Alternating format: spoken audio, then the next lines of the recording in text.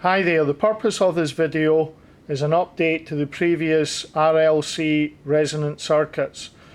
What we've got here at the moment connected up as a series RLC circuit, 1K resistor, 4.7 millihenry, 10 nanofarads. If we go through the theory, the resonant frequency from theory is 23219 Hz, and what we want to see is can we prove that by experiment, and then we're also going to change the capacitance value and see what effect it has on the resonant frequency.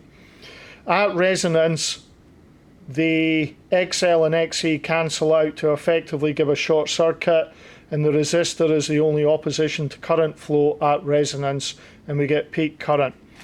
So at the moment on the screen, what we've got there is the yellow one is the 20 volts peak to peak going in, and what we're looking for is 90-degree shift across the capacitor at resonance, and also the voltage across the inductor and the voltage across the capacitor should be equal when we have resonant frequency. So we're looking for 90-degree phase shift, which is not what we've got at the moment. We've got 42 kilohertz, so we're going to turn that frequency down until we get 90-degree phase shift, which is about there. We'll use the cursor.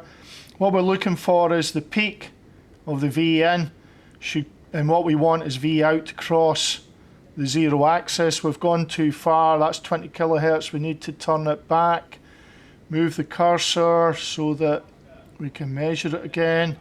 Nearly there, up a little bit. Yep, that looks just about there, maybe a touch. Turn the time base down. Let's move it on to the peak of the voltage going in. I mean, looking for crossing the zero axis. We're not quite there. Not quite there. We're going possibly the wrong way.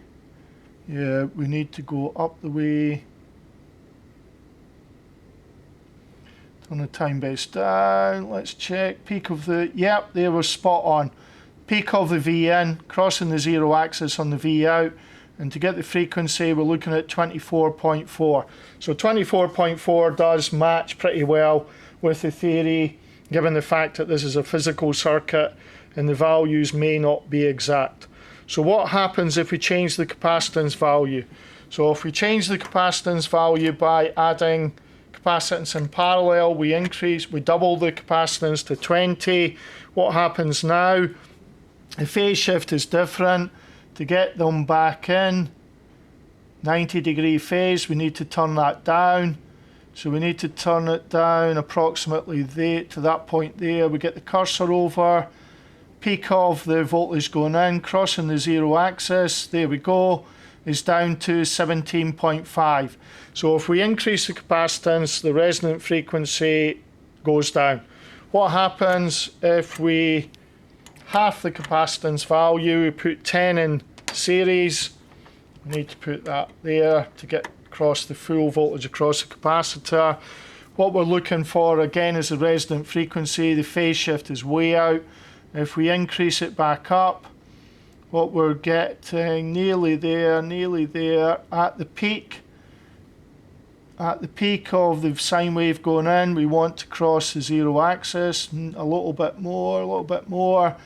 Peak, crossing the zero axis, turn the time base down.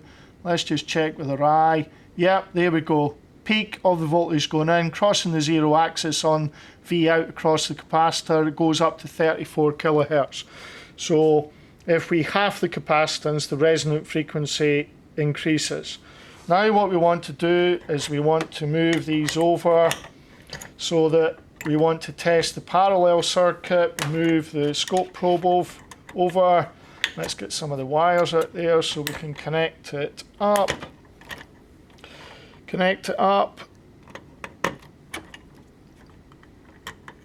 And we'll move this over to here. So we've got a parallel network now. So what we have is, it's not peak current this time, it is peak voltage. So what we've got in this circuit is a parallel network we'll get peak voltage at a certain frequency. We've got 10k in parallel with 2.7 nanos, in parallel with 1 millihenry. And this is a resonant circuit where we'll get maximum voltage out at a particular frequency, at a resonant frequency. So resonance just means you're going to get a peak output in the circuit.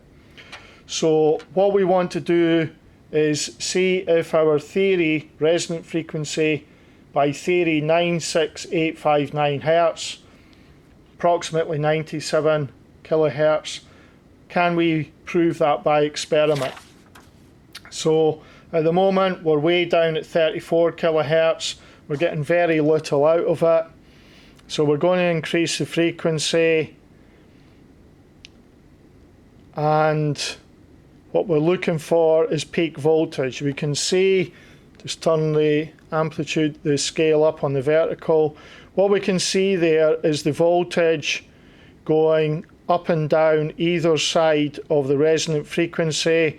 And what we want to look for there is the peak and the voltage as close as we can get it. So it's going down there, it's going up to a peak.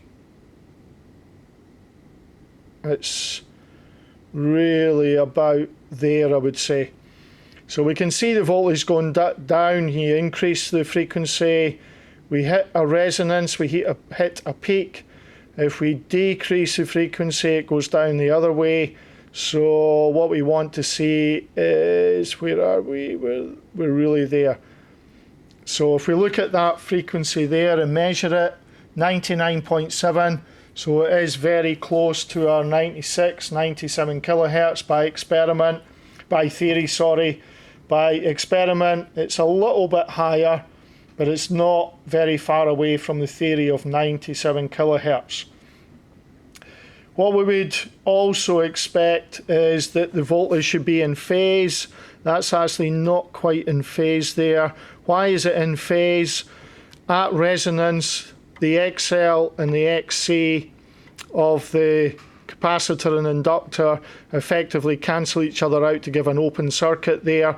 So what we're left with is a voltage divider between these two resistors. Yeah, it's more there. So that, because there's zero phase shift, 98 kilohertz, which is just a tiny bit higher than the theory of 97. So that's when we put a sine wave in. Out of interest, if we put square wave in, we still get a sine wave out. Why do we still get a sine wave out? This circuit is a band pass filter. It will only pass a narrow band of frequencies, which is based on the quality factor, is the width here. And in order to change that, we would need to manipulate the values of R and X. So the quality factor in the parallel is X over R, and the quality factor in series is R over X. Thank you for watching.